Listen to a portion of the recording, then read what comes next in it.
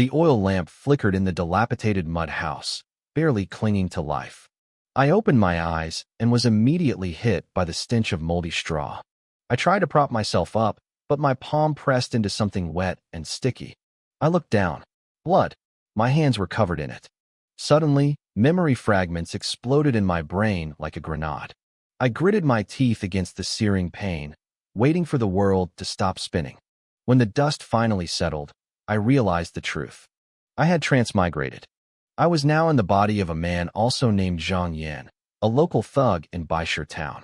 I was basically a glorified errand boy for the city inspection office, a gangster with an official badge. I wondered why the back of my head felt like it had been cracked open by a club. I slowly turned my neck. A small, scrawny girl about 11 or 12 years old was crouching at the foot of the bed. She was shaking violently, her knuckles white as she gripped a wooden stick. The tip was stained with blood. Behind her, she shielded a woman in tattered clothes whose face was a mask of tears and absolute despair. I got it now. My predecessor had come here to do business, and this girl had brained him with a club. He died, and I moved in. Master, the girl suddenly gasped, dropping to her knees. Her voice was thin and piercing. I'll give you my body. Just, please let my mother go. I rubbed my temples, glancing at the bloody stick and then at the woman. I reached back and touched the wound on my head. Put the stick down, I said. The girl didn't move. I said put it down, I growled. Keep holding it and see what happens. Her hands gave way, and the wood clattered onto the floor. I grabbed a stray garment from the bed and tossed it over the woman to cover her. Then, I stood up, ignored the dizzy spell, and headed for the door. I stopped at the threshold and looked back. Next time you sneak up on someone, aim for the temple, I muttered. If you don't kill them outright, it gets complicated. Understand. I pushed the door open and stepped out. The cold night air cleared my head, but as I prepared to sort through my new memories, a thick, nauseating stench hit me. A massive shadow was crouched by the courtyard gate. It was the size of a small hill, covered in coarse black fur. It had a long, protruding neck topped with a wolf's head. Its snout was longer than a human face, filled with yellowing fangs that dripped strings of saliva. A wolf demon. Memories flashed by. My predecessor and this beast were partners. I was the scout, the one who picked the targets, set the stage, and cleaned up the mess. The wolf was the muscle. He got to eat. I got to stay alive. It was a match made in hell. Done in there. The wolf stood up, towering a full head over me. How's the family? I stayed silent for 2 seconds. I was calculating my chances of running. The answer was 0. A wolf's nose is better than a dog's. He'd hunt me down in minutes. They're fine, I said, my face a mask of indifference. I stepped aside. After you. The wolf nodded, satisfied, and began padding toward the house. I watched his back, and a thought sparked in my mind. If I let him in there, that woman and the girl were dead. Everything I just said to them would be a lie. They wouldn't know, but I would. Wait, I called out. The wolf stopped. He turned slowly, his bestial face twisting into an ugly expression. What did you say? I opened my mouth to back down, but different words came out. I'm protecting this family. The wolf narrowed his eyes. Say that again. I'm protecting them, I repeated. Go find somewhere else to eat. The blow came instantly. It was impossibly fast. I didn't even have time to blink before his massive paw slammed into me. I was sent flying, my back smashing through the courtyard gate. I tumbled across the dirt, the metallic taste of blood filling my mouth. Ungrateful trash, the wolf growled, stalking toward me. Have you forgotten what you are? You run my errands, and I let you live. That is the rule. I lay in the dirt, half my face swelling rapidly. I looked up and saw the mother and daughter huddled in the doorway. The girl was trying to pull her mother back, but the woman had picked up that blood-stained stick again. Her hands shook like leaves in a storm. Their faces didn't even show fear anymore, just the hollow despair of people watching their own execution. The wolf reached me and slammed a heavy paw onto my chest. It felt like a mountain was crushing my ribs. He leaned down, his foul spit landing on my cheek. I was going to let you live a few more days, but you've clearly lost your mind. I'll make it quick. He opened his jaws wide enough to swallow my head whole. Right then, a line of text flickered in front of my eyes. Martial arts panel activated. Current technique, rolling stone punch, beginner. Lifespan can be injected to increase progress. Current remaining life, 41 years. I stared at the text. Then, I started to laugh. The wolf paused. What's so funny? I didn't answer him. I focused on the panel and thought one word. Inject. Rolling Stone Punch. Beginner Intermediate. Cost, 1 year. Rolling Stone Punch. Intermediate Advanced. Cost, 2 years. Rolling Stone Punch. Advanced Mastery. Cost, 5 years. A surge of heat exploded in my chest, flooding my veins. My bones cracked and popped. My muscles felt like they were being rewritten. The wolf felt the change under his paw.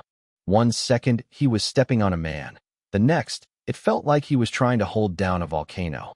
Before he could react, I slammed my fist into the leg pinned to my chest. Crack. The sound of his bone snapping was as sharp as a dry branch breaking. The wolf shrieked. As his body tilted, I rolled and lunged for the saber at my waist. It was a cheap, government-issue iron blade with a notched edge, but as my fingers gripped the hilt, the world went silent. The panel flickered again. Waist-cutting saber technique, uninitiated. Inject. Asterisk uninitiated beginner. Cost, 1 year, asterisk. Asterisk beginner intermediate. Cost, 2 years, asterisk. Asterisk intermediate advanced.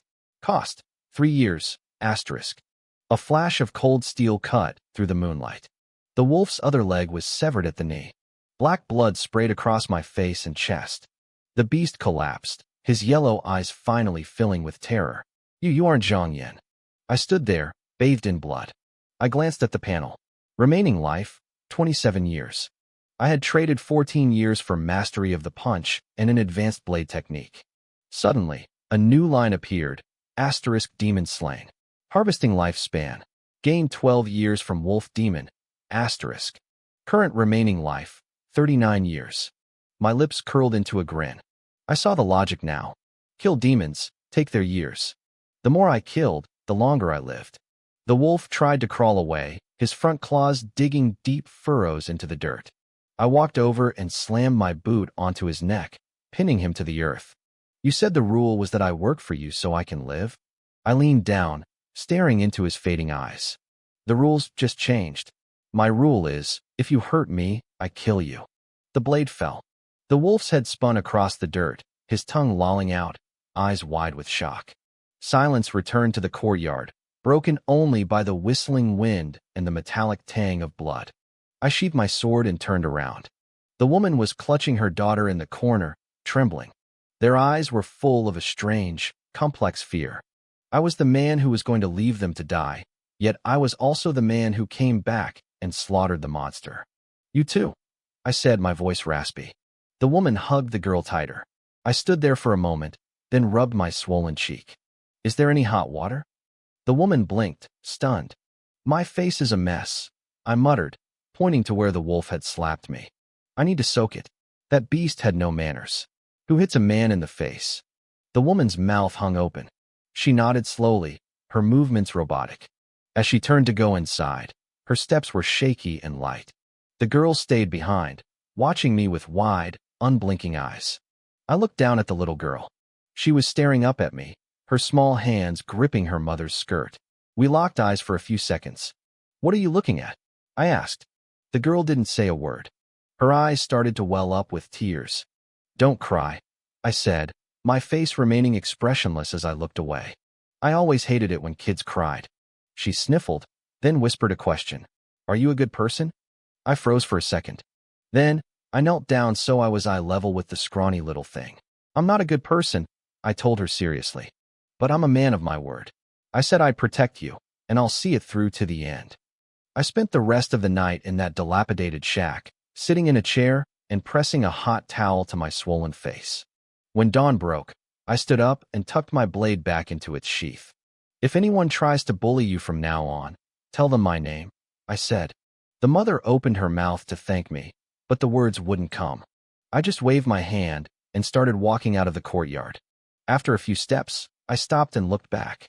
By the way, your daughter hits really hard with that stick, I muttered. Next time she wants to knock someone out, tell her to aim for the temple. The back of the skull is too thick. With that, I disappeared into the morning light without looking back. The woman stood in the doorway, watching my retreating figure until tears finally streamed down her face. The little girl tugged on her mother's sleeve. "Mom," she whispered, "that man says mean things, but I don't think he's bad." The mother wiped her eyes and said nothing. She just thought to herself that in a world where evil walked the streets and good people died young, she had just met someone very different. By the time the sun was fully up, I arrived at the city guard office in Baishur town. It was an old brick building on the east side of town with 2 stone lions guarding the entrance.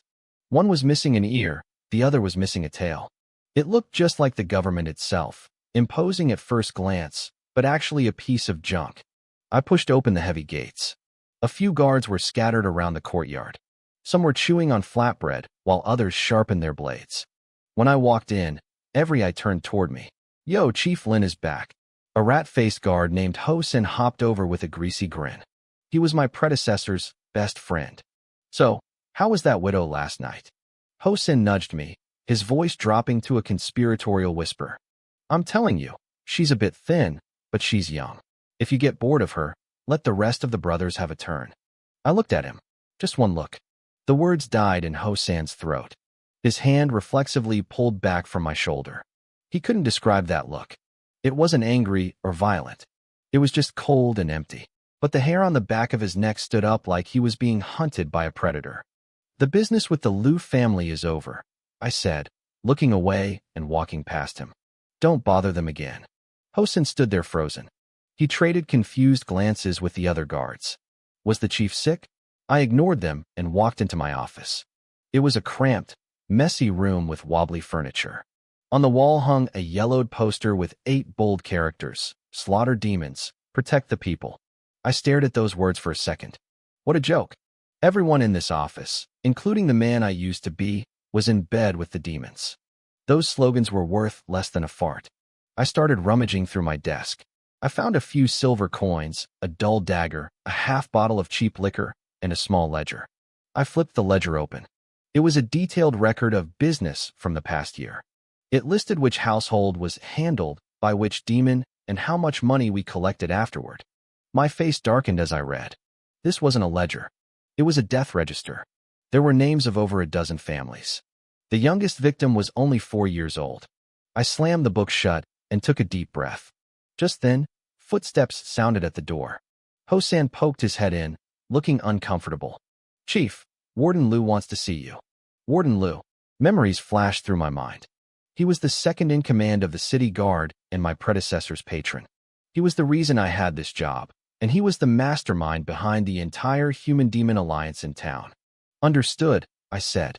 I tucked the ledger into my robe and stood up. Ho-san hesitated, then whispered, "Chief, the warden looks pissed today. Be careful." "Thanks," I said without stopping. Ho-san blinked. The old Lin Yuan never said thanks. He watched me walk away, feeling like his friend had become a complete stranger. Warden Liu's office was at the very back of the building. The door was larger than the others, and the threshold was higher. When I walked in, he was sitting in a grand chair, sipping tea. He was a short, fat man in his 40s with a constant smile on his face. He looked like a friendly merchant, but I knew better. He was a shark. "Ah, little Lin. Sit," he said, gesturing to a chair.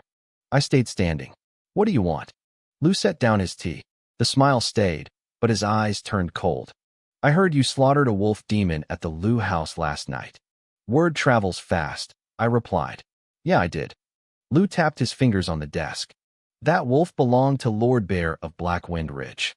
You know who that is, right? The biggest demon king for 100 miles. He has hundreds of monsters under him. You killed his man. He won't let this go." I said nothing. Liu sighed, acting like he was worried for me. "I'll give you a way out. Tonight, take some gifts to Lord Bear and apologize. Tell him it was a misunderstanding. I'll put in a good word for you, and we can move past this." He smiled warmly. "Don't worry. I have a good relationship with him. He won't make it too hard on you." I looked at his smiling face and suddenly started laughing. "Apologize. Right? Just an apology and maybe 100 taels of silver," Liu said, thinking I was giving in. "He can apologize to my foot." I snapped. Liu's smile froze. The air in the room felt like it turned to ice. I stared at his face as his expression shifted from fake warmth to pure malice. "I killed the wolf. I said clearly. He was eating people, so I cut him down. It's that simple. If Lord Bear wants an explanation, tell him to come find me himself. I took 2 steps forward, looming over the fat man in his fancy chair. As for you, I know exactly what you've been up to. If I were you, I'd be grateful I'm not coming for you yet. Stop bothering me. I turned and walked out. The moment the door slammed shut behind me, I heard the sound of a teacup shattering against the wall. In the courtyard, Ho-san and the others had been eavesdropping. Their faces were white. Chief, Ho-san stammered. You just made a mortal enemy out of the warden. So what? I asked. The warden and Lord Bear are partners. Ho-san cried, stomping his feet in panic. Offending him is offending the Demon King. You can't fight 100 demons by yourself. I thought about it for a second. Probably not. Ho-san relaxed slightly. Then you should. But I can definitely kill that guy named Lu, I interrupted. I patted the ledger in my robe, my tone as casual as if I were talking about the weather. If he touches me, I'm handing this book over to the Demon Suppression Bureau. Who do you think dies first? Him or me? Ho-san's mouth hung open. He couldn't find a single word to say. He watched me walk out of the gates, feeling like he was looking at a ghost. He wasn't just different. He was terrifying. The most important thing was that I had become unpredictable. When I walked out of the city guard office, the sun was already high in the sky. The streets were bustling with life. Vendors were hawking vegetables, and children were chasing each other through the alleys. It was a perfectly normal morning. No one knew that a bloody battle had taken place last night. No one knew that the young man stepping out of the yamen had just cursed out a powerful warden until he smashed his own teacup in a rage. I stood at the street corner and took a deep breath. Killing the wolf demon last night had granted me 12 years of life essence. This morning, I had officially burned my bridges with Warden Lu. I knew peace wouldn't last. Lord Bear would come for me, and Lu wouldn't let this go easily. But I wasn't afraid. I glanced down at the numbers on my internal status panel. 39 years of life essence was enough to kill a lot of demons.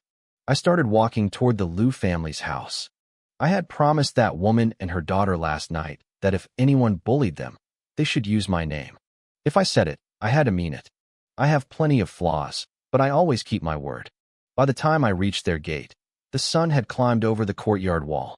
The woman was in the yard hanging up laundry. When she saw me push the door open, her hands shook.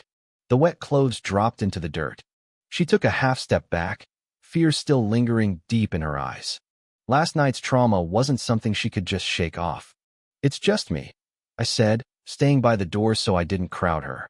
I came to check on you. Where's the girl? The woman's throat tightened. Inside, she's inside. Before she could finish, the little girl ran out of the house. She was clutching a chipped ceramic bowl filled with a thin, watery porridge. She froze when she saw me, then a wide grin broke across her face. Lin Yuan, she chirped. Her voice was crisp and bright.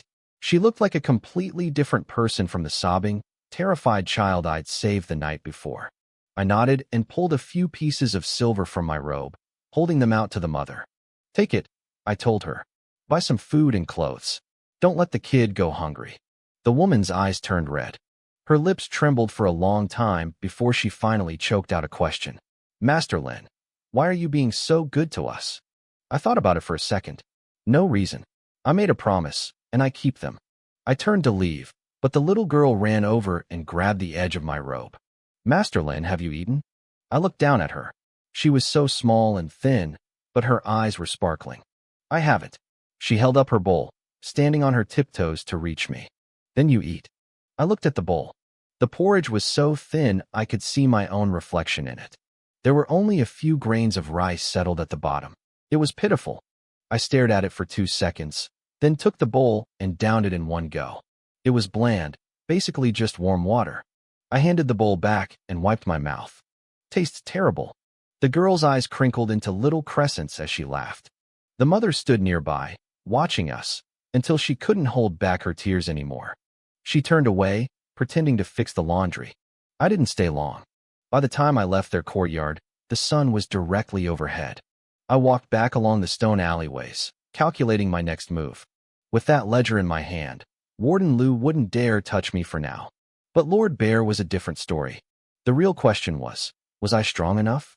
Last night, I used my perfected Rolling Stone Fist and my high-level demon-slaying saber technique to kill that wolf. But that was just a wolf, a low-level lackey. Lord Bear was a demon king with hundreds of monsters under his command. We weren't even in the same league. I needed to get stronger. I checked my panel again. Current martial arts, Rolling Stone Fist, perfected, demon-slaying saber, high level. Remaining life essence, 39 years. Rolling Stone Fist was maxed out, so I couldn't pour more years into it.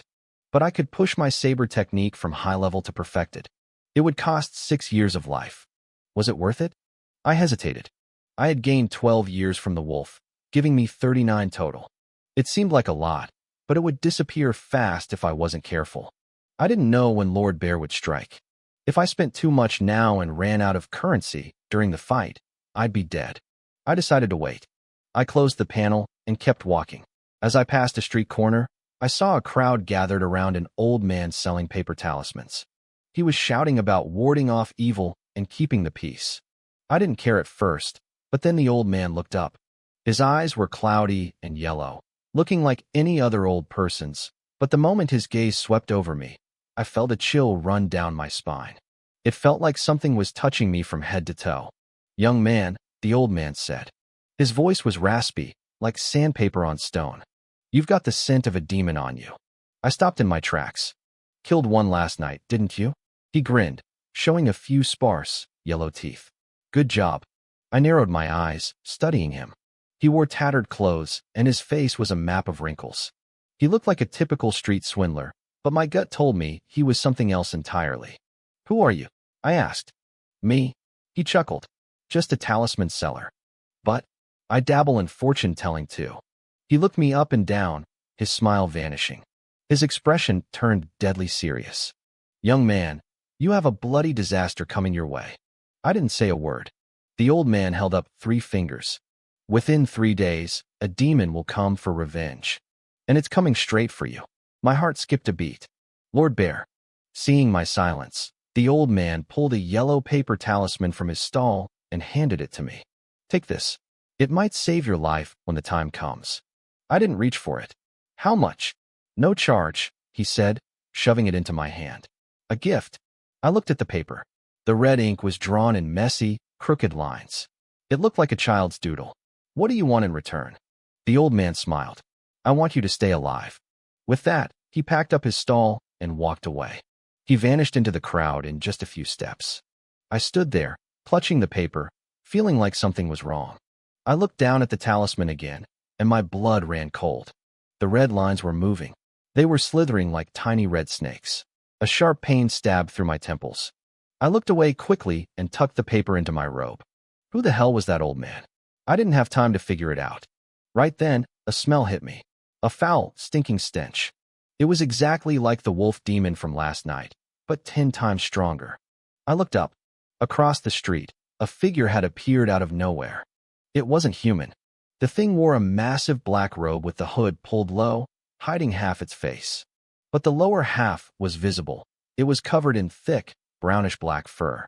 It was unnaturally large, its bulk stretching the robe taut like a stone wall. The people on the street walked right past it. No one noticed him.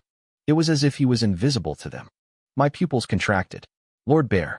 The creature slowly raised its head. Under the hood, a pair of dark red, slit-pupil eyes locked onto mine. Its mouth peeled back, revealing rows of jagged, yellow fangs. "So, you're the one who killed my dog." The voice wasn't loud, but it buzzed in my ears like a hammer striking my skull. The crowd continued to hustle and bustle around us, hearing nothing, seeing nothing. My hand slowly moved toward the hilt of my saber. Lord Bear tilted his head, studying me like I was a pathetic insect. "Interesting." He turned and began walking toward the edge of town. "Don't make me wait too long." His voice faded into the wind, and the heavy stench began to dissipate. The street returned to normal. The vegetable sellers kept shouting, the kids kept playing. It was like nothing had happened. But my hand was still on my hilt, my knuckles white from the grip. I took a deep breath and forced myself to let go. 3 days. I had 3 days. The old man told me a demon would come for revenge within 3 days. Looking at things now, it wasn't going to take that long. I glanced down at the numbers on my interface. 39 years. Was that enough? I didn't know. But I knew one thing for certain. I had to kill that bear. If I didn't, I was dead. So were Lu's widow and her daughter. I turned around and walked away with long, heavy strides. I needed to find a place to dump my points into the demon-slaying saber technique until it reached perfection. I also had to figure out how to handle a demon king. I touched the talisman tucked into my robe. It felt scalding hot, like a living thing pulsing against my skin. By the time the sky went dark, I had left the Xuanqing temple. I didn't go back to my dilapidated shack. Instead, I headed to a deep alley on the south side of town. The walls were peeling, revealing blackened bricks underneath. Puddles of stagnant water sat in the ruts of the road, smelling like sour rot. I stopped in front of a faded wooden door. My predecessor's memories told me this was where a snitch lived. He was a bottom feeder, a street rat who ran errands and gathered intel. The previous owner of this body had only managed to survive in this territory because of people like this, rats scurrying in the shadows. I knocked 3 times. No answer. I knocked 3 more times, harder this time. A high-pitched, giggling sound came from behind the wood, followed by a raspy cough. "Who is it?" a voice asked. "Me," I said.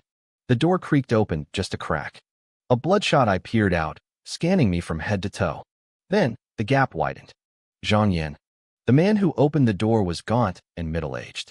He wore a grease-stained vest. His hair was a chaotic mess, and he smelled like fermented sweat. His name was Sun Ho.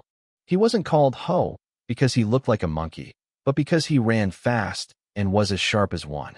"Get in," Sun Ho said, stepping aside. The inside was even worse than the outside. A table with a crooked leg, 2 broken chairs, and a pile of straw in the corner covered by a filthy quilt. Sun Ho shut the door and looked at me with a hint of wariness. "Zhang Yan, coming at this hour, you got work for me?" I didn't waste words. I pulled out a piece of silver I'd scavenged from the paper shop and tossed it onto the table. Sun Ho's eyes lit up, but he didn't grab it immediately. "What's the job? Tell me about Black Wind Ridge." Sun Ho's expression shifted instantly. He glanced instinctively at the door and lowered his voice. "Zhang Yan, why are you asking about that? Just talk." Sun Ho gritted his teeth, snatched the silver, and shoved it into his shirt. "Things aren't peaceful up on Black Wind Ridge right now." I stared at him, waiting. "Lord Bear has 5 lieutenants under him," he continued. "The wolf demon was one of them. You slaughtered him last night. Lord Bear just lost his right arm. Now, the other 4 lieutenants are fighting over the wolf's territory. None of them respect the others. And Lord Bear doesn't care?" Sun Ho licked his dry, cracked lips. He spoke. He said whoever brings him your head first gets the wolf's territory. I narrowed my eyes. "So, for demons are hunting me." "More than that," Sun Ho whispered. "The wolf had over a dozen small fry under him. They want revenge for their boss so they can impress a new leader. Zhang Yan, you're the most popular prize on Black Wind Ridge right now." I remained silent for a moment, processing. "What about Lord Bear himself?" Sun Ho shook his head. "He hasn't moved. He's still up on the mountain." "Why?" Sun Ho hesitated, weighing whether to speak. "I heard from someone on the mountain. Lord Bear is waiting for something. I don't know the details, but they say he's been staying in his cave for days. He won't see anyone." "Waiting for something?" The mysterious old man's words flashed through my mind. "Within 3 days, a demon will come for revenge." Lord Bear hadn't come, but the 4 lieutenants were on their way. "Wait." The old man said a demon would come. He didn't specify who. It could be the bear, or it could be something else entirely. I filed the information away. "Do you know why Captain Lu went to Qingzhou City?" Sun Ho looked stunned and shook his head. "I really don't. Captain Lu's business is way above my head." I nodded. "Fine." I turned to leave, but Sun Ho called out to me. "Zhang Yan." I looked back. His face was a mess of conflicting emotions. You've changed, haven't you?" I just watched him. "I heard you killed the wolf at the Lu house," he stammered. "And you let the widow and the kid go. Then today at the yamen, you stood up to Captain Lu. That's not like you." I stayed silent for 2 seconds. People change. I pushed the door open and walked out. Sun Ho stood there, watching my silhouette disappear into the depths of the alley. He muttered to himself, "Change is good. Change means there's a way to live." I didn't go home. I took a detour to a wasteland on the north side of town. It used to be a threshing floor, but it was abandoned now, overgrown with waist-high weeds. There were no houses nearby. It was as quiet as a graveyard. I stood in the center of the clearing and drew my saber. Demon-slaying saber technique. Perfection. I wanted to see where the limit of this blade was. I gripped the hilt, took a deep breath, and moved. The first strike was a horizontal slash. The blade cut through the air with a sharp whistle. The weeds in front of me were severed instantly, the cuts as clean as if they'd been trimmed with shears. The second strike was a vertical chop. A flash of blade light followed, and a deep trench appeared in the dirt. Soil flew, and pebbles scattered. The third strike was an upward diagonal slash. The angle was tricky, carrying a rotational force from the ground up. Where the edge passed, the air seemed to tear in half with a piercing shriek. I sheathed the blade and stood still. Looking at the marks on the ground, I felt a sense of clarity. The perfection stage of the demon-slaying saber was on an entirely different level than great success. Before, I relied on raw strength. Now, I relied on intent. The blade followed my heart. One strike, one kill. But I knew it wasn't enough. It was enough for ordinary demons, but not for a demon king.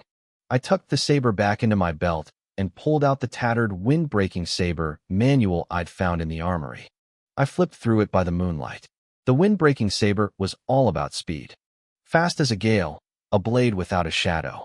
At its peak, the sound of the wind couldn't even keep up with the edge of the steel. I read a few pages and closed the book. I shut my eyes, simulating the moves in my mind. Then I opened them and drew my sword. I slashed. It was faster than before, but nowhere near the wind-breaking level. I didn't use my beast essence points yet. I wanted to see how far I could get through sheer practice. Points were life. I had to save them if I could. I practiced in that clearing for an hour until the moon was directly overhead. My clothes were soaked in sweat. My arms were so sore I could barely lift them, and the webbing between my thumb and forefinger was numb from the vibration of the strikes. Yet, I had barely scratched the surface of the technique. The manual said it took 3 years just to learn the basics. After an hour, I hadn't even touched the hem of its robes.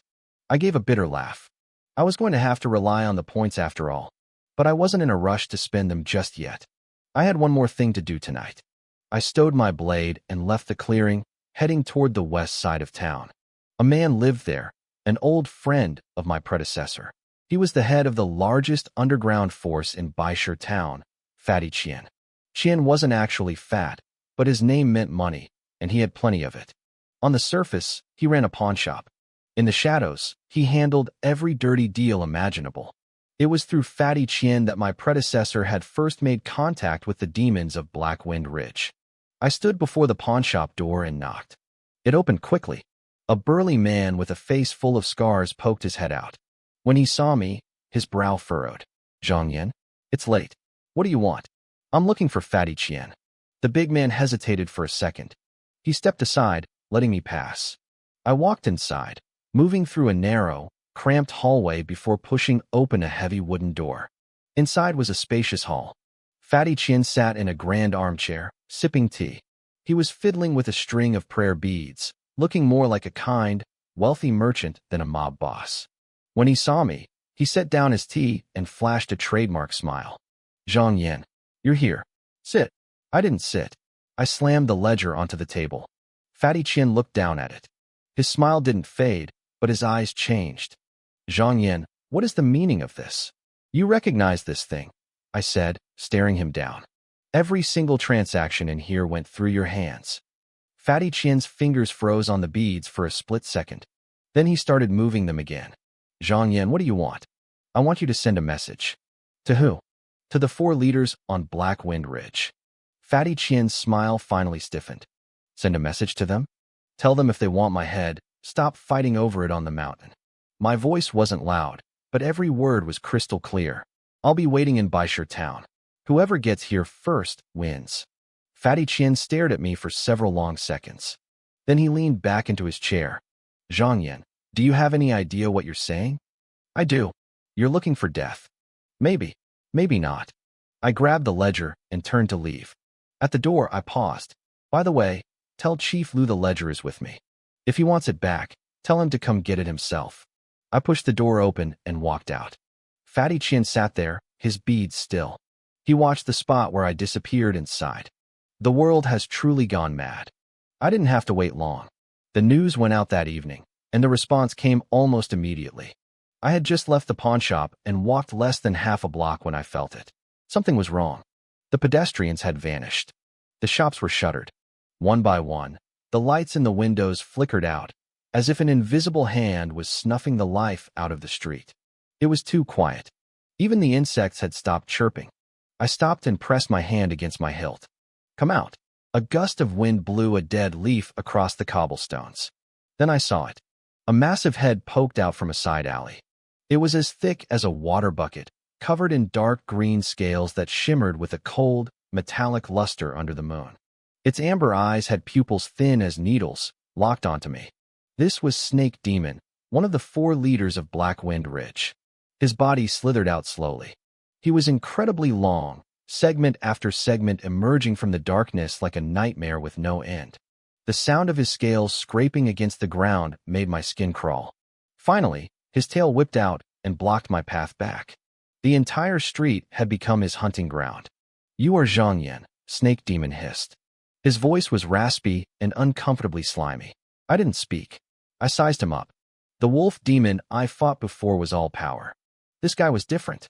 His demonic aura was twice as thick, and it felt colder, like a freezing mist rising from the grave. "That useless wolf died at your hands. He deserved it," Snake Demon said, flicking his tongue. "But a failure is a failure. I am not him. You're here to take over his territory?" I finally asked. The snake's pupils constricted. "Lord Bear said whoever gets your head first gets the wolf's land.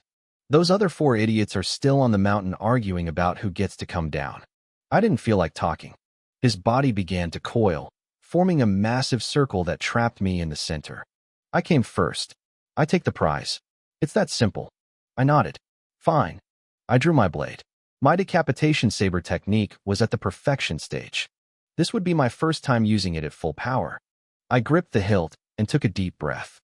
Snake Demon moved first. He was terrifyingly fast. His head shot toward me like an arrow, jaws unhinged to reveal 4 fangs gleaming with venom. I lunged to the side and swung. My blade bit into his neck. Scales shattered. Black blood sprayed into the air. The demon let out a piercing hiss and recoiled. A deep, bone-chilling wound now marked his neck. Perfected saber technique? Surprise flashed in his amber eyes, quickly replaced by a feral grin. Interesting, but not enough. His tail swept across the ground with the force of 1,000 soldiers. Paving stones were ripped up and sent flying. I couldn't dodge in time. I held my blade horizontally to block the impact. The force sent me flying. I smashed into a stone wall, collapsing half of it. I crawled out from the rubble, the taste of blood thick in my mouth. He was stronger than I thought. My technique could break his scales, but it couldn't kill him yet. I needed more speed, more power. I glanced at my status panel. Current martial arts, rolling stone fist, perfection, decapitation saber, perfection, wind-breaking saber, not started, remaining lifespan, 33 years. I gritted my teeth. Invested. Wind-breaking saber. Asterisk wind-breaking saber, entry level. Consumed 1 year, asterisk. Asterisk wind-breaking saber, proficient. Consumed 2 years, asterisk. Asterisk wind-breaking saber, mastery. Consumed 3 years, asterisk. A hot current flooded my limbs. This time, I didn't feel a surge of raw strength. I felt speed. An unprecedented sense of lightness, as if something was racing through my veins, trying to break through my skin. Snake Demon lunged again. Venom dripped from his teeth, sizzling as it hit the ground and burning holes into the stone. I watched the gaping maw approach. My mind went eerily quiet. I moved. 1 strike. It was as fast as a gale. The blade sliced through the air with a sharp whistle, but the sound couldn't even keep up with the steel. I was faster than sound. Snake Demon's pupils shrank. He saw the flash of the blade, but he couldn't see the blade itself. The edge entered through his lower jaw, pierced through the roof of his mouth, and erupted from the top of his skull. The demon's body froze. Then it began to thrash violently. His tail smashed into the walls, turning the street into a cloud of dust and debris. It was useless. My blade was already buried in his brain. I twisted the hilt with everything I had. The thrashing stopped. The massive body crashed into the dirt. Black blood pooled into a small stream. I pulled my blade out and stepped back, panting hard. A line of text appeared on my panel. Asterisk demon slain. Harvesting lifespan. Gained 18 years. Current remaining lifespan. 45 years. Asterisk. 18 years. 6 more than the wolf gave me. I wiped the blood off my face and let out a small, grim smile. Then I heard it. A sound coming from the depths of the alley. Shoo shhhshhh, like things crawling. No, not crawling, running. And there were many of them. I looked up. Dozens of eyes appeared at the mouth of the alley. Green, yellow, red. They filled the darkness. These were the lesser demons who served the leaders. They had been hiding, waiting to scavenge. Snake demon was dead, but they weren't afraid. There were dozens of them. I was only one man. I gripped my hilt and took a breath. Come on then. The first one leaped, a half-human jackal with rotting fur and stinking drool. I took its head in one motion. 2 more jumped at me from the sides. I spun, my blade a blur. 2 more heads hit the dirt. A 4th one lunged at my back. I didn't even turn around. I flipped my blade and sliced upward. The steel cut from his belly to his chin, and his guts spilled onto the dirt with a wet thud. But there were too many of them. I killed one, and 2 more took its place. I killed 2, and 4 more lunged from the shadows. They weren't afraid to die. Honestly, they didn't seem to care about death at all. They just wanted to swarm me, wear me down, and wait for my strength to fail. If I hit the ground, they won't. My arms started to ache. The impact of the constant clashing had split the skin between my thumb and forefinger.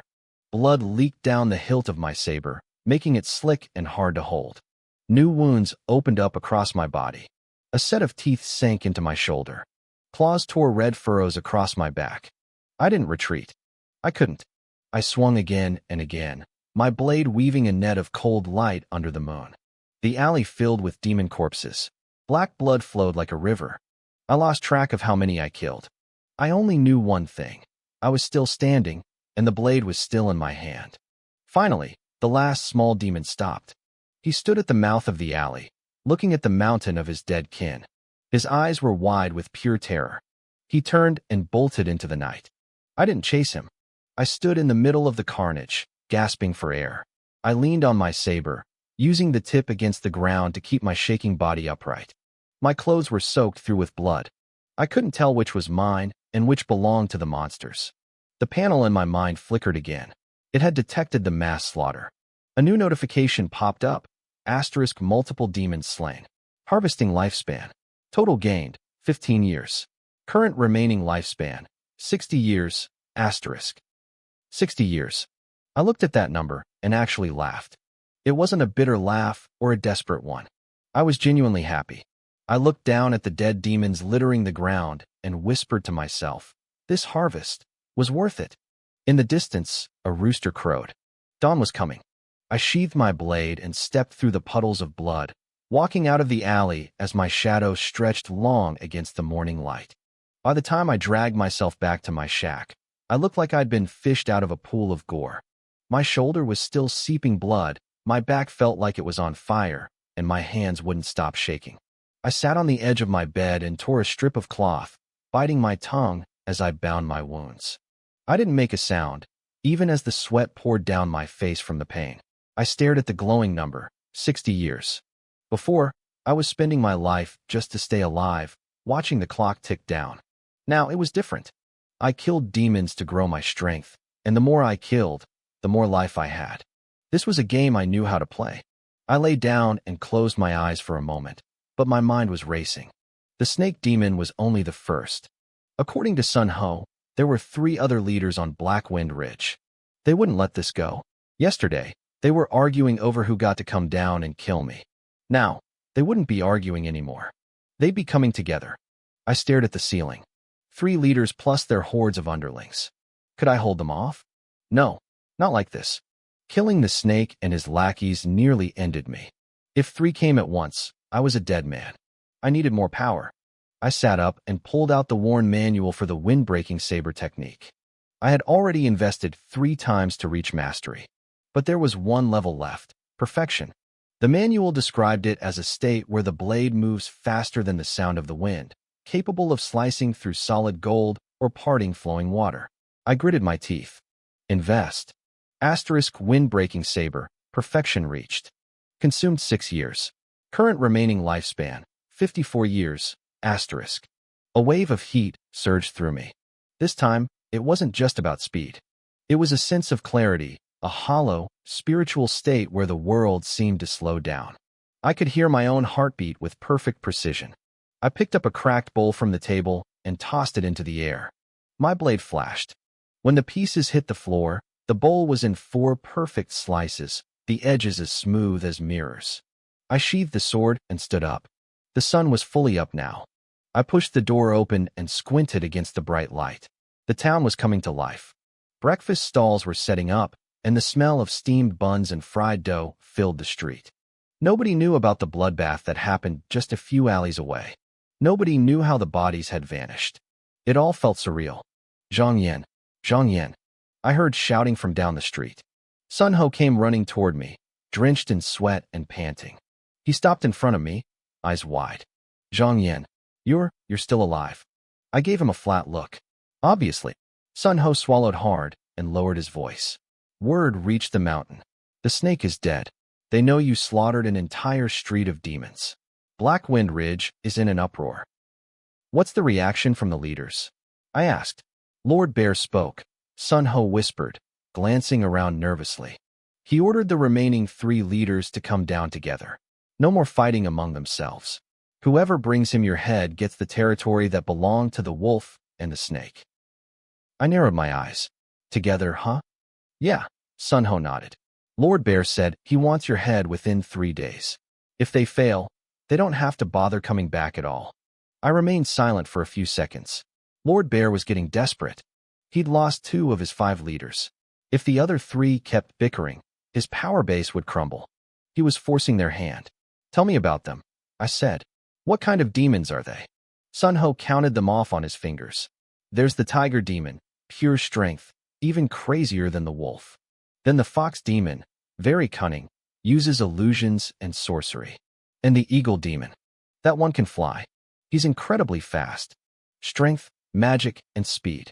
3 different problems. I could handle strength. I could deal with speed. But the eagle? How do I fight something that flies? Sun Ho shook his head. I don't know. He never touches the ground. If you want to cut him, you can't reach him. I frowned. No matter how fast my blade was, it was useless if I couldn't reach the target. I needed a way to bring him down to my level. Who's the weakest? I asked. Sun Ho blinked. The weakest? Probably the fox. He doesn't like direct combat, but his illusions are terrifying. He makes people see their deepest fears. I've seen men get so scared they literally died of fright. Illusions. I let a small smile tug at the corner of my mouth. How do you break his spells? They say if your will is firm enough, the illusions won't work. Sun Ho scratched his head. But he digs out the one thing you're most afraid of. Hardly anyone can stand up to that. My deepest fear? In my last life, I was afraid of being poor, of working overtime until I dropped dead, of a meaningless existence. In this life, my worst fear had already happened. I was trapped in a world where monsters ate people for breakfast. What was left to be afraid of? Fine, I said. Sun Ho looked at me, clearly unsettled by my smile. Zhang Yan, what are you going to do? I didn't answer. I went back inside, tucked the wind-breaking manual into my shirt, and checked to make sure I still had my ledger. Then I walked back out and looked toward the distant peaks of Black Wind Ridge. When are they coming? Sun Ho hesitated. By the mountain's rules, probably tomorrow night. Demons love the dark. Tomorrow is a new moon. It'll be pitch black. That's when they'll strike. Tomorrow night, I repeated. That's enough time. I started walking toward the edge of town with long, purposeful strides. Sun Ho ran a few steps after me. Where are you going? To find a place, I called back, to practice. I didn't look back. Behind me, Sun Ho stood at the edge of the street, watching my silhouette fade into the outskirts of town. He probably felt a chill down his spine. He had a feeling that tomorrow night, Baishur Town was going to witness something catastrophic. I didn't go far. I headed to a patch of wasteland outside the town, a place the original owner of this body used to practice his martial arts. It was remote and deserted, just the way I needed it. I stood in the center of the clearing and drew my blade. My wind-breaking saber technique was at the mastery level. Now, I needed to find its absolute limit. I swung. The sound of the wind couldn't even keep up with the steel. The air in front of me seemed to tear open with a sharp, piercing shriek. A gash appeared in the dirt, 10 meters long and half a foot deep. I stared at the scar on the earth and nodded to myself. Mastery was a massive leap over the great success stage I had reached the night before. But cutting the ground wasn't enough. I needed to know how to cut something out of the sky. I looked up. A few birds were circling high above. I gripped the hilt, took a deep breath, and slashed upward. A flash of blade light soared into the air, traveling dozens of feet high. A bird caught in the arc exploded into a cloud of feathers and tumbled down. I walked over and picked it up. The bird's body was sliced perfectly in half. The cut was clean. I could reach them now, but it still wasn't high enough. A great eagle demon wouldn't fly that low. I either needed a stronger technique or another way to bring him down. I tossed the dead bird aside and felt the talisman in my shirt. The mysterious old man had said it would save my life. I didn't know how it worked, but I knew that old man wasn't ordinary. Maybe it would be the key when things got desperate. I pushed the thought aside and went back to training. 1 strike. 2. 100. The blade light danced across the wasteland, the sound of tearing air never ceasing. I practiced from dawn until dusk, and from dusk until the world turned pitch black. My arms were so sore I could barely lift them. The wounds on my palms had reopened, blood slicking the hilt of my saber. But I didn't stop. I couldn't. Tomorrow night, 3 leaders were coming at once. If I could hold them off, I'd live. If not, I was dead. It was that simple. When the moon finally rose, I stopped. I collapsed onto the dirt, gasping for air, my clothes soaked through with sweat. Suddenly, the translucent panel flickered in my vision. Wind-breaking saber mastery level proficiency increased. Reached peak. Peak. I blinked. There was a level above mastery. I stared at the panel for a few seconds, a thought forming in my mind. Could martial arts be upgraded indefinitely? If there was a peak above mastery, what lay beyond the peak? I didn't have time to wonder. I had to survive the next 24 hours first. I stood up, brushed the dirt off my clothes, and headed back toward town. Tomorrow was going to be a hard fight.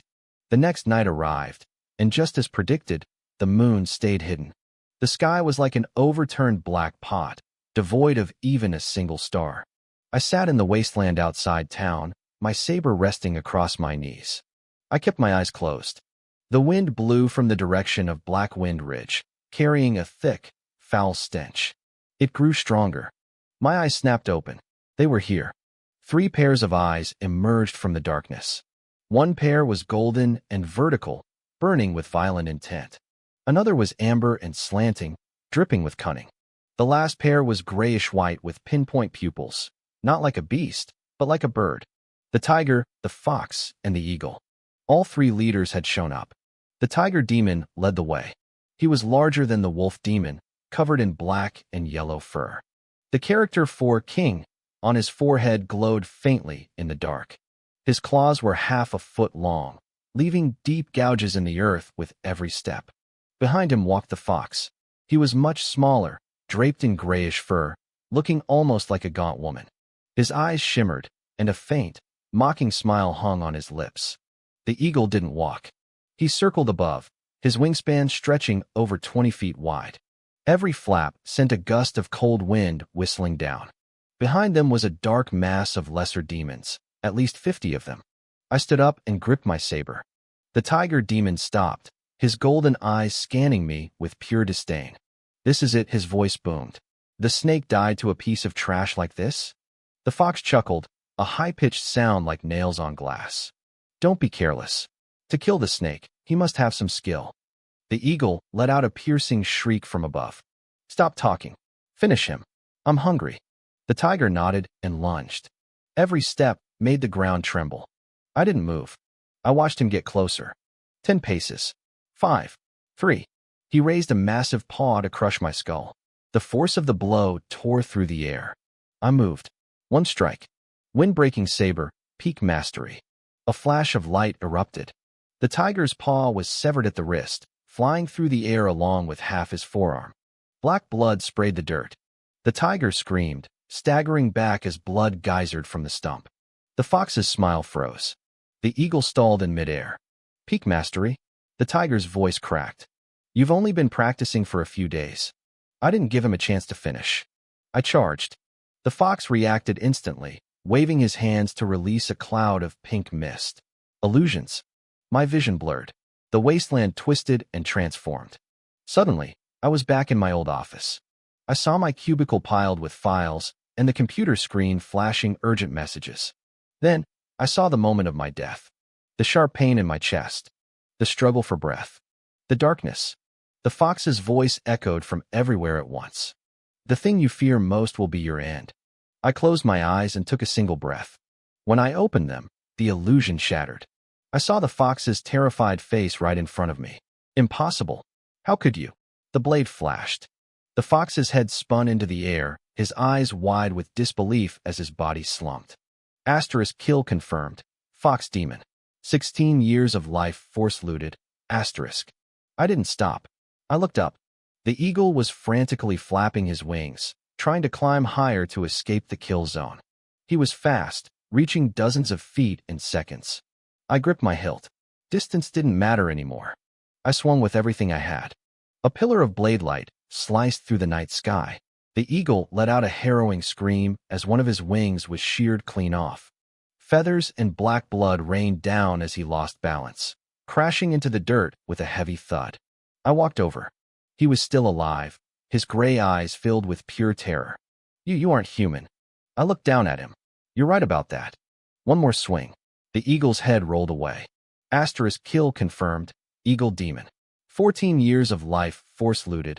Asterisk. 3 leaders. 3 strikes.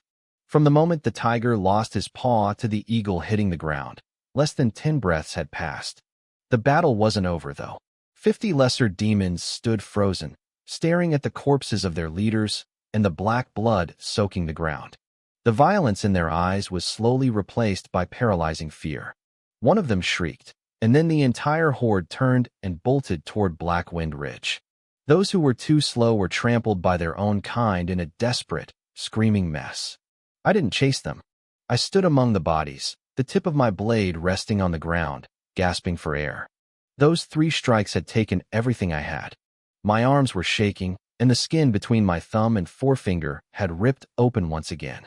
Blood dripped from my wrist, hot and steady. On the interface in my mind, the numbers were jumping. I had slaughtered a mountain of lesser demons. Total life, force looted, 21 years. Add that to the 30 years from the fox and the eagle, plus what I already had. My current balance, 88 years. 88 years of life. I let out a grim, tired smile. It was worth it. From the direction of Black Wind Ridge, a low roar echoed through the night. It wasn't loud, but it made my ears ring. My heart felt like it was being squeezed by a giant hand. Lord Bear. He knew. He knew his men were dead. I looked toward the dark, jagged peaks of the ridge. Don't be in such a hurry, I whispered, sliding my blade back into its sheath. You're next. I made it back to town before the sun came up. I was soaked in blood. Mine, theirs, it was impossible to tell. My clothes were shredded. The black blood from the fox demon's claws had dried into a hard crust on my shoulder. The streets were empty. Not even a stray dog crossed my path. I pushed open the door to my shack and collapsed onto the bed. My arms were dead weights, too heavy to lift. The wounds on my hands were still seeping, and the scratches on my back burned like fire. But I couldn't sleep. My mind was racing. 3 leaders. 50 demons. All dead by my hand. Lord Bear's roar wasn't just anger, it was a warning. He was telling me to wait for him. I took a deep breath. 88 years was a lot, enough to master several more techniques. But was it enough to kill a demon king? I had 3 mastered techniques now. In Baishur Town, that made me a god. Even in the whole of Qingzhou, I'd be a top-tier warrior. But Lord Bear wasn't a wolf or a snake. He was a true king. My predecessor's memories told me that Lord Bear had ruled Black Wind Ridge for a decade. The Demon Suppression Bureau had sent 3 waves of specialists to kill him. They all failed. In the last raid, 2 captains died just to take 2 of the bear's fingers. That was the gap I had to close. I stared at the ceiling. I needed more skills. And I needed them now. I pulled out the Wind-Breaking Saber manual. I had reached the peak of mastery, but there was something beyond that. I didn't know what the panel would show if I pushed further, but I couldn't waste time wondering. As soon as it was light, I'd head to the Shuanqing Bureau. They had more manuals I hadn't touched yet. I tucked my blade under my pillow and closed my eyes. This time, sleep took me fast. I dreamed of demon eyes, gold, amber, and gray. They stared at me from the darkness. I didn't flinch. In the dream, I cut every single one of them to pieces. When I woke up, my wounds had scabbed over. They still hurt, but I could move. I wrapped my hands in fresh cloth, changed into clean clothes, and stepped out. The town was already bustling. I bought 6 meat buns from a street stall, wolfed down 4, and tucked the other 2 in my shirt. The old vendor looked at my bandages, his mouth opening to ask a question, but he thought better of it and stayed silent. The gates of the Shuanqing Bureau were wide open. When I walked into the courtyard, the world seemed to stop. Hosen was squatting in the corner, eating a biscuit. When he saw me, his breakfast hit the dirt. His jaw hung open. "Zhang, Captain Zhang, you're alive." I glanced at him. Unless I'm a ghost coming in for my shift. Hosen swallowed hard and scurried over, lowering his voice. Blackwind Ridge was screaming all night. We could hear the demons from the yamen. Supervisor Liu said you wouldn't last the night. He told us to get ready to collect your body. "Where is he?" I asked. "In his office," Hosen pointed. "He's been there since early morning. He looks terrible." I didn't say another word. I walked straight to the office and kicked the door open. Supervisor Liu was sitting in his chair, sipping tea. When he saw me, his hand shook so hard the tea splashed all over his desk. You're alive." Disappointed, I sat down in a chair across from him. His face went through 5 different shades of pale before he forced a smile. "What are you saying, Xiaozhang? I'm thrilled you're back safe." I looked at his fake smile. I didn't have time for games. "I'm here for the manuals." Liu blinked. "Manuals? From the vault." "I took the wind-breaking saber last time," I said. "There are others I didn't look at. I'm taking them all today." Liu's smile froze. "The vault is official property. You can't just—" "The ledger," I said quietly. The words died in his throat. I watched him for 3 seconds. "Can I take them now?" Liu's face turned the color of a bruised plum. His lips trembled. Finally, he squeezed out one word. "Yes." I stood up to leave. At the door, I paused. "By the way, 3 leaders and 50 demons died at the ridge last night. You should know that." Liu's pupils shrank. "Lord Bear is still alive," I added, "but he's running out of people who can fight. The demons protecting you might not be around much longer." I walked out, and the sound of a teacup shattering followed me. I didn't look back. The vault still smelled of old paper and dust. I grabbed everything off the shelf. For books. Asterisk iron cloth asterisk a hard body technique. Mastery makes skin like iron and bone like steel. Asterisk swimming body step asterisk a movement technique. Mastery makes you move like a ghost. Asterisk heart-shattering palm asterisk a strike designed to destroy internal organs. Asterisk armor-piercing dagger asterisk a hidden weapon technique for bypassing demon hide. I laid them out and checked the costs. Mastery for iron cloth would take 50 years. Swimming body step, 40. Heart-shattering palm, 45. I did the math. I had 88 years. If I spent it all, I'd be a master of everything. But I'd be dead before I could use it. I had to be smart. I chose iron cloth and swimming body step. Defense and speed. If I could survive the hit and outrun the strike, I could kill the bear. I tucked the other 2 books away for later and sat down. I focused on the panel. Iron cloth, entry, minor, great, mastery. A wave of heat flooded my body. It felt different this time. When I upgraded my saber skills, it felt like a surge of power. This felt like I was being reinforced. My skin, my muscles, my bones, they were being packed tight, layer by layer. I pinched my own arm. It was as hard as cold iron. Next, swimming body step. Entry, minor, great, mastery. Another rush of heat. This time, I felt light. My body felt weightless, as if the very air was pushing me forward. I was ready. It felt like I had dropped 50 pounds of dead weight. I tested a single step, and my body flickered. In a blink, I moved from the table to the doorway. It was so fast I actually felt a bit dizzy. I checked my status. I had 67 years of life remaining.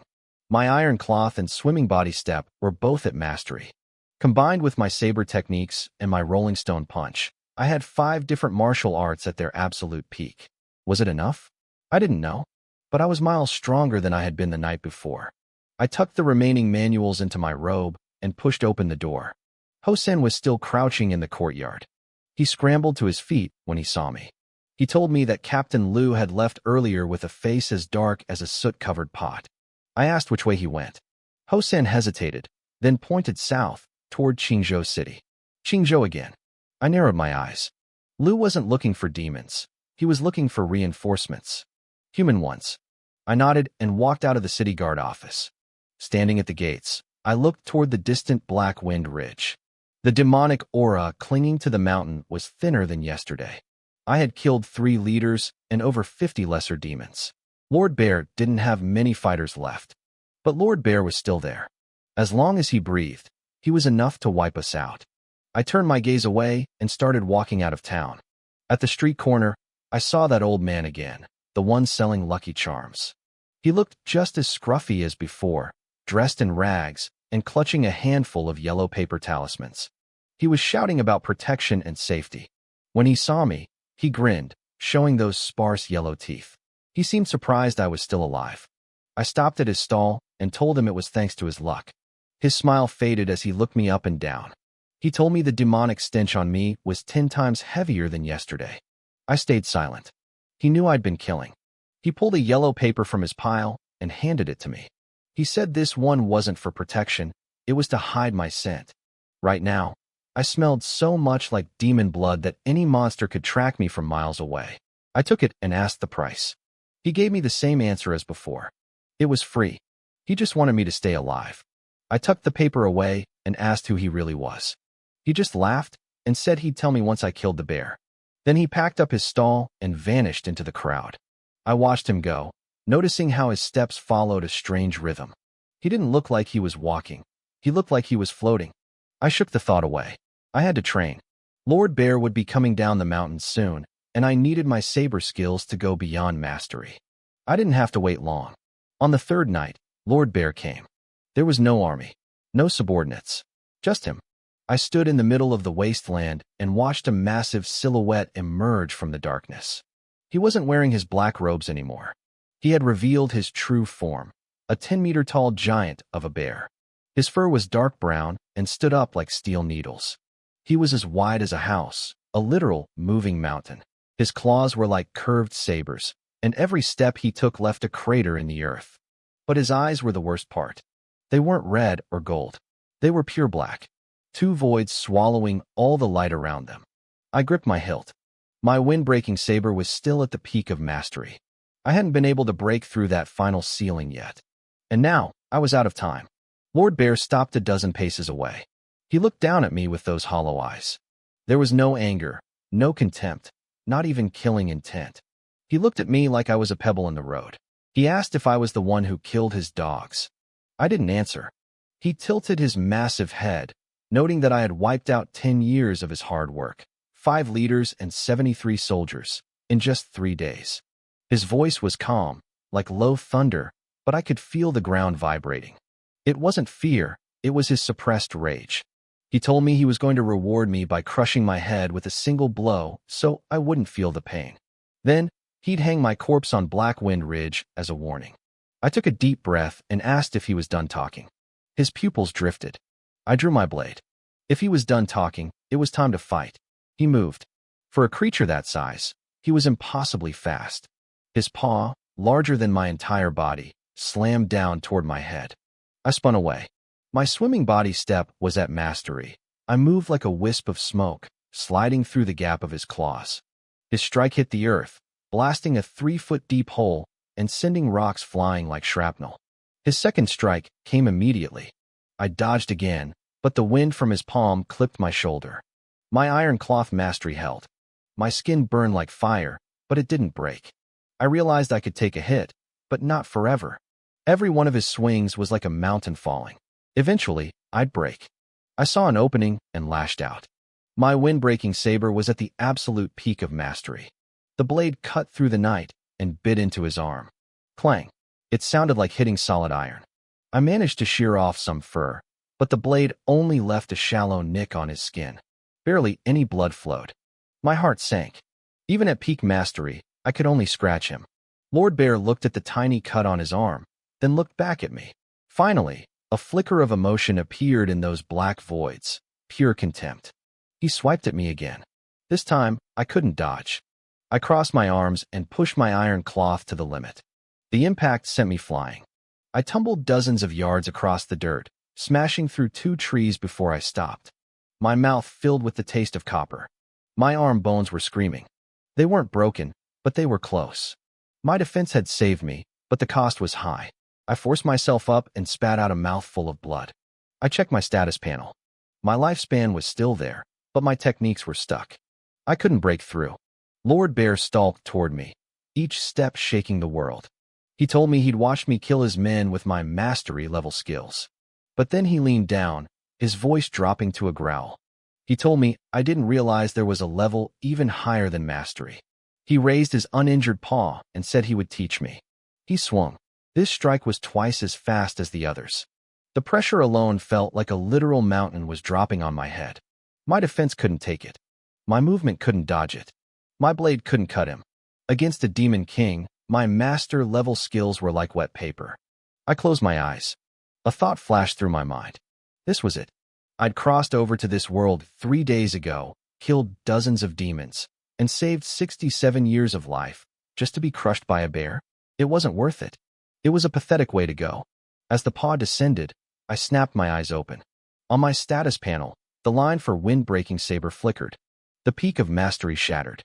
A new realm appeared. Zenith. I didn't know what the Zenith realm was, but I knew it was my only shot. I poured everything into it. Asterisk wind-breaking saber, Zenith. Cost, 20 years, asterisk. I didn't hesitate. I poured it all in. A surge of heat flooded through me, but this time, it was different. It wasn't my muscles expanding or my skin hardening.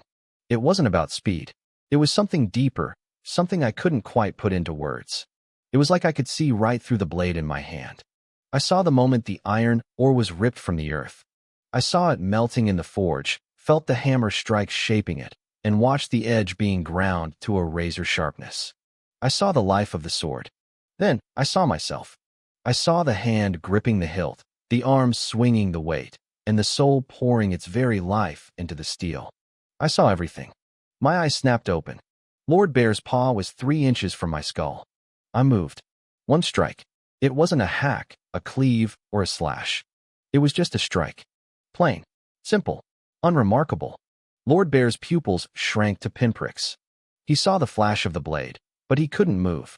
The edge bit directly into the center of his palm and traveled upward. It sliced through fur, meat, and bone like they were nothing. His entire forearm was split clean down the middle. Black blood sprayed across my face. Lord Bear let out a guttural scream and stumbled back. His ruined arm dragged on the dirt, gushing blood like an open tap. In those bottomless black eyes of his, I finally saw it. Terror. You? He wheezed. I didn't answer. I gripped my saber and walked toward him. Lord Bear turned and ran. For a 3-story-tall monster, he moved with terrifying speed, shaking the ground with every step as he vanished into the darkness. I didn't chase him. I stood my ground, watched him disappear, and then dropped to one knee to spit out more blood. 20 years of my life. That was the price for the zenith realm of the wind-breaking saber. One strike. Was it enough to kill him? No. It took his arm, but not his life. He would be back, and next time, he wouldn't be alone. I looked at my status panel. 47 years left. I'd started with 67. I had enough for a few more upgrades, but the problem wasn't the lifespan anymore. It was the realm. Was there anything higher than Zenith? I didn't know. But I knew one thing. Lord Bear had to die. If he lived, I'd never sleep soundly again. I stood up, sheathed my blade, and headed back toward town. I'd heal tonight. Tomorrow, I was going to Black Wind Ridge. I was going to kill him in his own den. I didn't rush up the mountain the next morning. Lord Bear was wounded and hiding in his stronghold, a place he'd ruled for 10 years. He wouldn't leave easily. I needed time to recover. I stayed at the Liu family's house for a full day. The mother made me chicken soup while the little girl fell asleep against my knee, her tiny hand clutching the hem of my robe. The mother sat nearby, mending saws, looking up at me every few minutes like she wanted to say something. Just ask, I said, my eyes closed. She hesitated. Zhang Yan, You killed the wolf demon. Will the others come for revenge? I opened my eyes and gave her the truth. Yes. Her face went pale. But if they come, they'll come for me first, I added. As long as I'm breathing, they won't have time to worry about you. At dawn, I gently pried the girl's hand away and tucked her into bed. I'm leaving, I whispered. The mother's eyes went red. Be careful. I nodded and stepped out. I didn't head for the garrison. I went north, straight out of town and toward Blackwind Ridge. I pushed my movement technique to its limit, blurring through the forest like a ghost. Half an hour later, I reached the base of the ridge. It wasn't a tall mountain, but it was steep, covered in dark pines that hissed in the wind. The air smelled of rot and musk. I didn't hide. I stepped onto the trail, my boots crunching on gravel and dry twigs. I saw a dozen lesser demons along the path. None of them dared to come near. The moment they saw me, they bolted. They were terrified. I felt a grim smile tug at my lips. 3 days ago, these things would have tried to eat me. Now, they couldn't even look me in the eye. This was the reputation I'd carved out with my blade. Halfway up, I started seeing the bodies. A wild boar demon the size of a bull lay in the road, its neck snapped. Then a deer demon with its skull crushed. Then a python torn into 3 pieces. There were over a dozen of them scattered along the path. Only one thing could have done this. Lord Bear was killing his own men. I picked up the pace. The summit was a flat, barren clearing, 100 yards wide. In the center sat a massive, pitch-black cave. Kneeling in front of the entrance was Lord Bear. He was a mess. One arm was gone, his fur was matted with dried blood, and his black eyes were half closed. He looked like he was waiting. I stopped 10 paces away, hand on my hilt.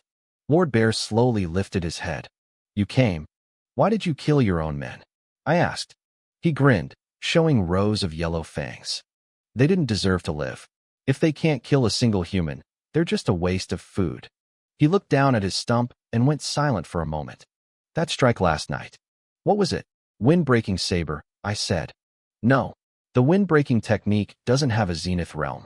You found that yourself. I didn't deny it. A spark of light flickered in his dark eyes. Do you know what lies beyond zenith? I shook my head. It's called the origin, Lord Bear said. Returning to the source. Zenith is understanding the essence of the martial art. Origin is forgetting the moves entirely. When you strike, there is no technique. There is only the blade. When you punch, there is no style. There is only the fist. Your body reacts before your mind even thinks. I closed my eyes, letting his words sink in. No technique, only the blade.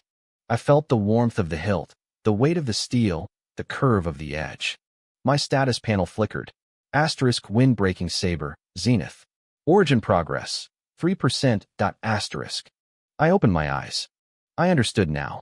You couldn't buy your way into the origin realm with years of life. You had to realize it. Lord Bear saw my expression and knew I'd grasped it. One more thing. He pointed to the cave behind him. There's a stone wall inside with ancient demon runes. I can't read them. Maybe you can. It might be useful. He went quiet again, staring at the ground. Finally, he spoke. I have a son. My hand tensed on my sword. He's 3 years old. Lord Bear's voice cracked. Inside the cave, his mother was killed by the Demon Suppressing Bureau last year. I'm all he has. If I die, no one will care for him. He won't last a week. He looked at me with those tired eyes. Raise him for me. I stared at him. I thought of the little girl back in town clutching my robe while she slept. Why the hell would I do that? Lord Bear reached into the thick fur of his neck and pulled something out. He placed it on the ground.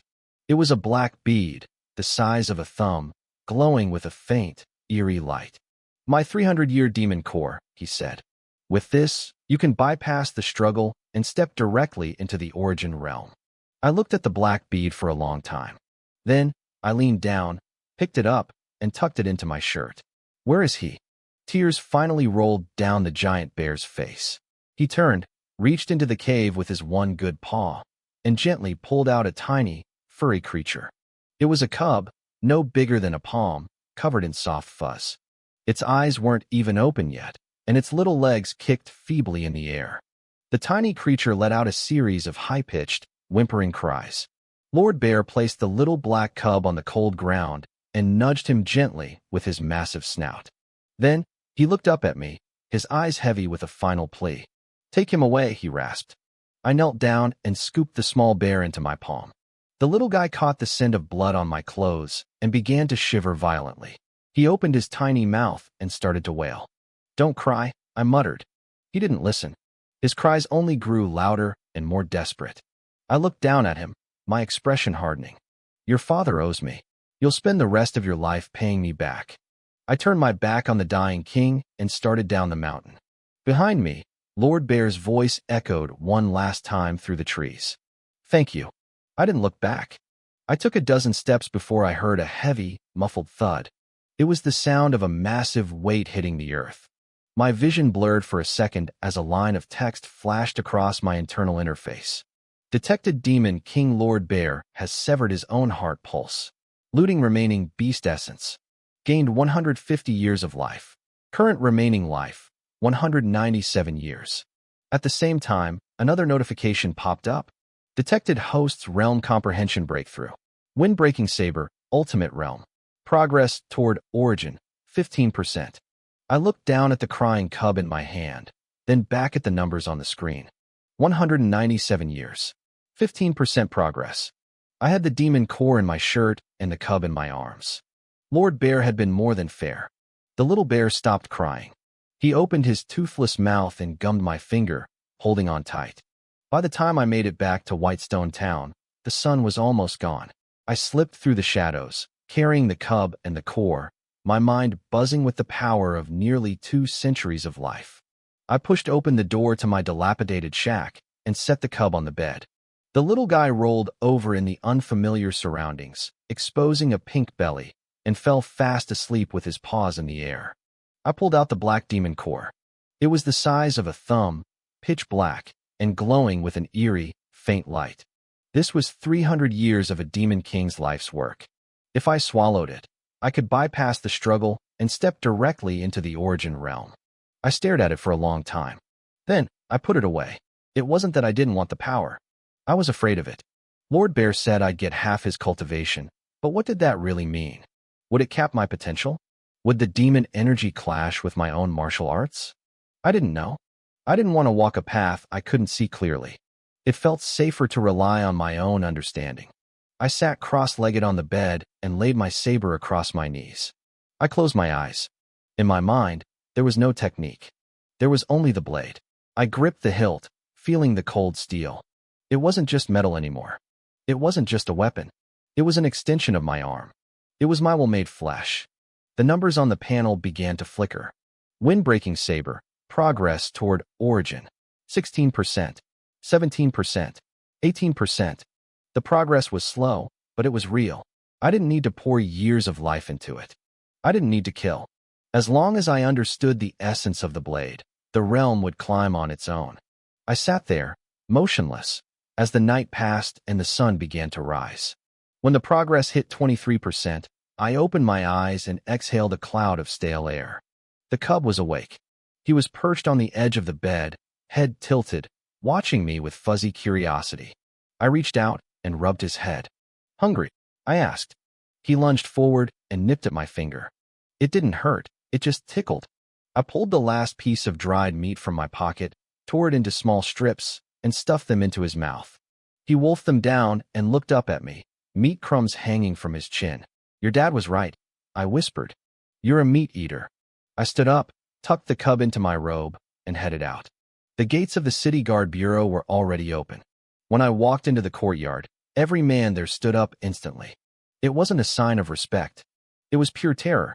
They looked at me the same way the lesser demons had looked at me on the ridge. Ho-san was shrinking into a corner, his mouth opening and closing like a fish out of water. He couldn't find a single word to say. I ignored them all and walked straight toward the armory. I needed more manuals. Not for the life infusion, but for the knowledge. Lord Bear was right. The origin realm wasn't just about power. It was about something deeper.